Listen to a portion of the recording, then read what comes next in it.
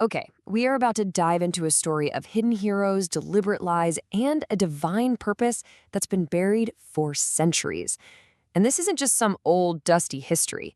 This is a truth so powerful, entire systems were built just to keep it hidden.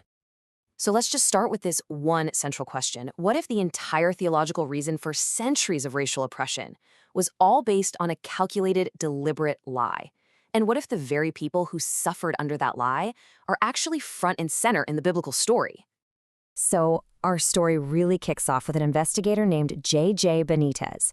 Now, this guy has spent over 40 years digging into biblical mysteries. But, you know what? His biggest discovery wasn't in some Dead Sea cave or a secret Vatican archive. Nope, it was in a remote monastery, way out in Ethiopia, called Debre Livanos. And there, the head abbot, a man named Abuna Tekel, showed him these ancient manuscripts and said something that just changes everything. I mean, just feel the weight of that for a second. This isn't just about some missing books. He's talking about missing people, missing heroes, a whole part of the story centered on Africa that's just been completely erased. Well, this encounter sent Benitez down a rabbit hole, and what he uncovered was a massive theological deception, the one that was used to create the spiritual foundation for the entire transatlantic slave trade. It's known as the Curse of Ham, and you absolutely have to understand how it was twisted to get the full picture. Okay, so here's how it breaks down. The actual text in Genesis is super specific. After the flood, Noah's son Ham sees him naked while he's drunk. When Noah wakes up, he does not curse Ham. He curses Canaan, who is just one of Ham's four sons. The Bible is totally clear the Canaanites lived in the Middle East. But you see, this manipulated version twisted the whole thing, claiming that Noah cursed all of Ham's descendants, which they then used to mean all Africans, and said they were destined to be slaves. It's a total distortion. And this timeline just exposes the whole thing. The book of Genesis, written around 1400 BC, that curse on Canaan was considered fulfilled when the Israelites conquered the land. And then nothing. For almost 3,000 years, nobody made this connection. Then, suddenly in the 1400s, with the rise of the slave trade, theologians desperately needed a justification. And what do you know? They dust off this ancient specific curse and repurpose it for their own horrific agenda. And the deception got even worse, even more calculated. Get this. In 1807, they actually published a version of the Bible specifically for enslaved people, but it was a weapon. They stripped out 90% of the Old Testament and half of the New. Any story about freedom, about liberation, like Moses leading the people out of slavery in Egypt, gone, completely cut out. They kept all the parts about servants, obey your masters, but got rid of any idea that God is a liberator. This wasn't just slavery, it was spiritual brainwashing. But here's the thing. What happens when we look at the parts they ignored? Well, you find out the Bible is packed with powerful African figures. So let's uncover some of the heroes they decided not to tell you about. Let's start with a guy named Ebed-Melech. He's an Ethiopian official in the king's court. When a bunch of Hebrew officials throw the prophet Jeremiah into a muddy pit to die, Ebed-Melech doesn't just keep his mouth shut. No, he marches right up to the king and calls them out for the evil they've done. And then, when he goes to rescue Jeremiah, look at the compassion here. He grabs old rags to put under Jeremiah's arms so the ropes won't hurt him. So what happens? God himself sends a personal message to Ebed-Melech, promising to save his life because he trusted.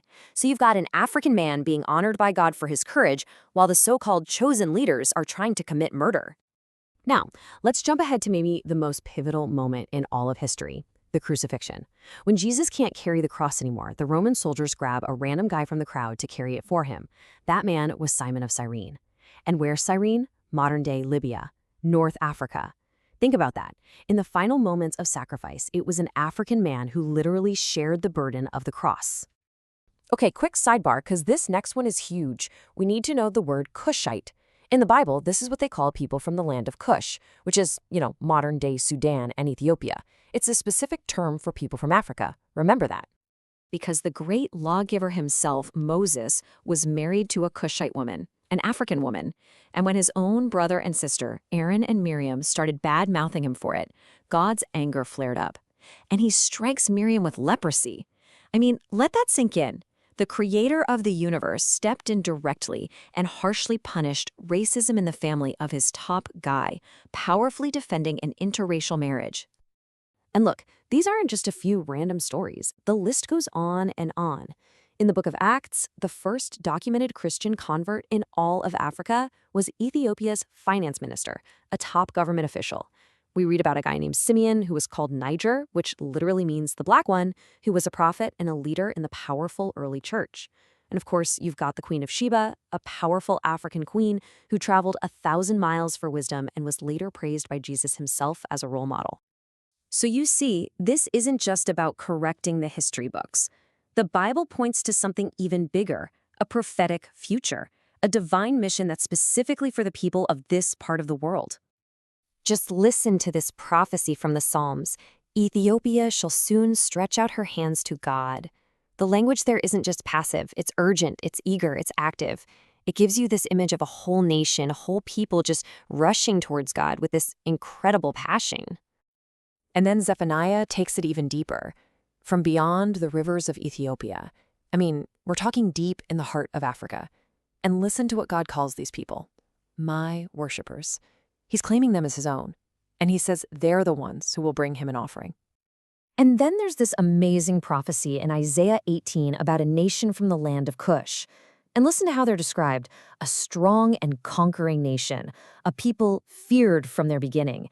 Now, does that sound like a cursed or weak people to you? No way. This is a formidable power that Isaiah says is going to play a key role in the end times, bringing a gift to God in Jerusalem. So what on earth does all this mean when you put it together?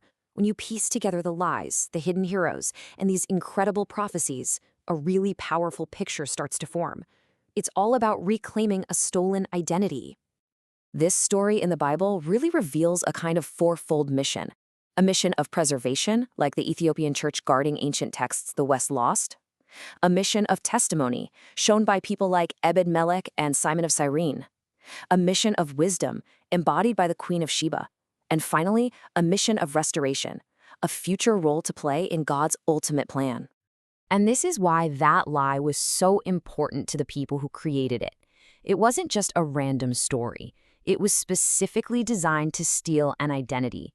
Because if you can control how a person sees their own story, you can control their destiny. If you can convince someone they're cursed, they will never, ever step into the calling that they are chosen. So this leaves us with one final, and I think crucial question. If identity really does determine destiny, what is unlocked when this stolen biblical identity is finally reclaimed? What happens when a people realizes that their story doesn't start with slavery, but with prophets and heroes and queens, and a divine mission that's been woven into Scripture from the very beginning?